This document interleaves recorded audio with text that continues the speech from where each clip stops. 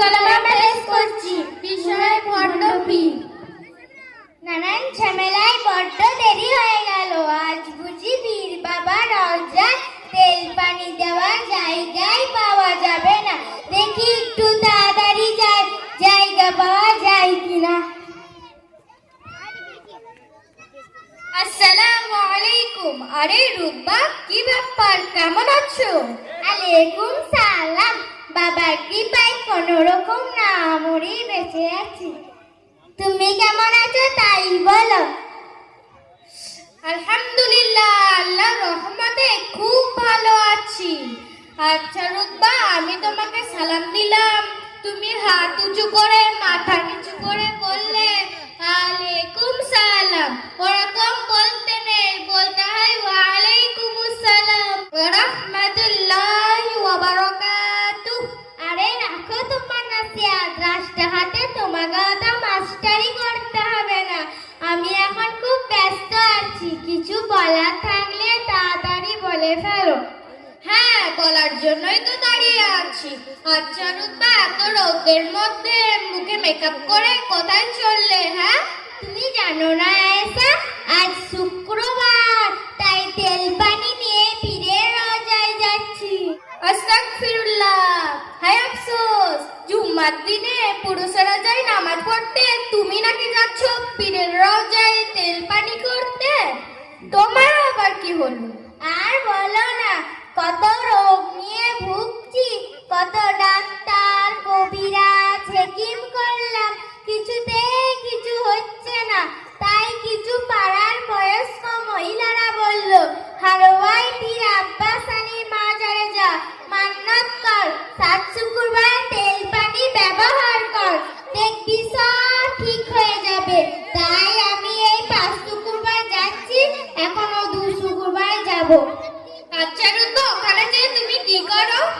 কেন, সবাই যেরকম করে পীরের মাজারে বাতাসা ধূপ বাতি মোমবাতি গোলাপ পানি দিয়ে পীর সাহেবকে বললাম, পীর সাহেব, রোগ নিয়ে তোমার কাছে এসেছি, তুমি যদি আমার রোগ ভালো করে দাও তাহলে তোমার নামে জোড়া খাসি জবাই করে গরিব এতিম মিসকিনদের খাওয়াবো। আরে রুব্বা, এসব আগডুম বাগডুম তুমি কি বলছো?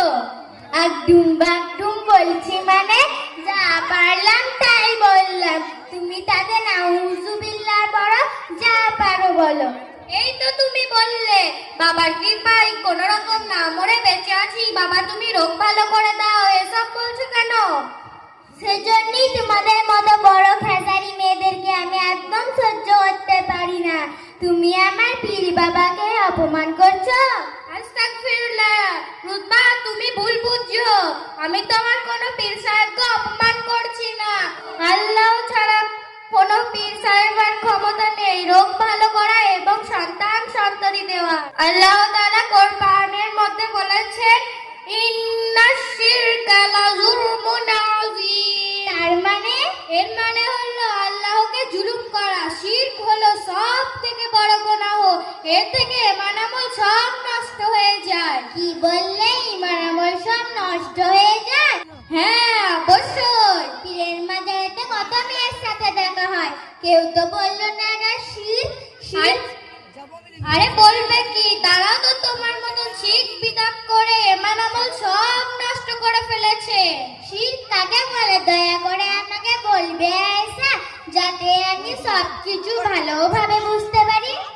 হ্যাঁ, অবশ্যই বলবো, কেন বলবো না। শোনো তাহলে, আল্লাহর অংশীদার স্থাপন করা, আল্লাহর গুণ তার তালাশ করা, যেমন সুখ শান্তি হায়াত মৌত সন্তান সন্ততি দেওয়ার মালিক একমাত্র আল্লাহ, পীর বা অন্য কেউ নয়। তাই নাকি? হ্যাঁ, অবশ্যই। হুজুর সাল্লাল্লাহু আলাইহি ওয়াসাল্লাম হাদিসের মধ্যে বলেছেন, ওয়াল জান্নাতু তাহতা কদামিল উম্মাহাত। তার মানে হলো জান্নাত মায়ের পায়ের নিচে। আয়েশা, তাহলে তো জীবনে আমি অনেক গুনাহ করেছি। হ্যাঁ, তখন থেকে তো আমি সেটাই তোমাকে বোঝাতে চাইছি। তুমি শিখ বিদাতে ডুবে আছো বোন রুতবা। আগে যদি জানতাম এটা শিখ, তাহলে কোনোদিনও ফিরে রোজা শিখ করতে যেতাম না। আজ থেকে প্রতিজ্ঞা করলাম, রোগ নিয়ে মরে যাব তাও ভালো, শিখ হয়ে বেঈমান হতে চাই না। এসব তেল পানি থলি বগি সব হারো চুরে ফেলে দিলাম। আল্লাহ আমায় ক্ষমা করো আল্লাহ। আচ্ছা আয়েশা, এত সুন্দর কথা তুমি কোথা থেকে শিখেছো? আমি বাংলা শিক্ষার পাশাপাশি জাগুলিপাড়া গ্রামে হুসানিয়া দিনী মক্তব থেকে এগুলো সব শিখেছি। আমাদের হুজুর সমস্ত রকম বিধিবিধান কোরআন সম্পূর্ণরূপে সঠিকভাবে শেখান। আর তাই নয়,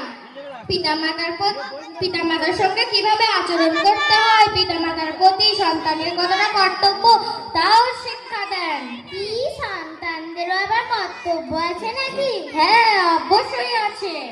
আমি শুধু জানতাম পিতামাতারই কর্তব্য সন্তানকে ভালো স্কুলে পড়ানো, ভালো ড্রেস কিনে দেওয়া, সাইকেল কিনে দেওয়া, স্ক্রিন টাচ ফোন কিনে দেওয়া। না রুতা, পিতামাতার অবশ্যই কর্তব্য আছে। আর সন্তানের কর্তব্য পিতামাতার সঙ্গে নমনীয় ভাবে কথা বলা এবং মন থেকে তাদেরকে ভালোবাসা। আর কথায় ইঙ্গিত পরিমাণ তাদেরকে কষ্ট দেওয়া যাবে না। আয়েশা, তাহলে তো জীবনে আমি অনেক গুনাহ করেছি। আজ সকালেই আমি পিতামাতার সাথে ঝামেলা করে এসে ফেলেছি স্ক্রিন টাচ ফোন কিনে নেওয়া দেওয়ার জন্য।